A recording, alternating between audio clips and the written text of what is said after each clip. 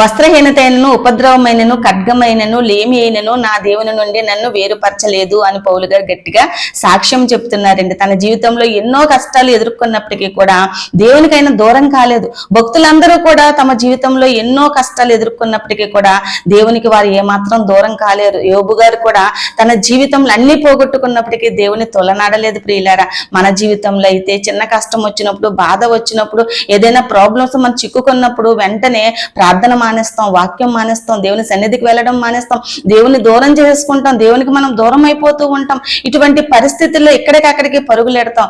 అది మన భక్తి జీవితంలో మన దిగజారుడుతనానికి గుర్తుగా మనము గ్రహించాలి. ఎవరైతే భక్తి జీవితంలో అంతకంతకు ఎదుగుతూ ఉంటారో భక్తుల వలె మనము కూడా ఏ సమయంలో అయినప్పటికీ దేవుని హత్తుకునే వారంగా ఉంటాం.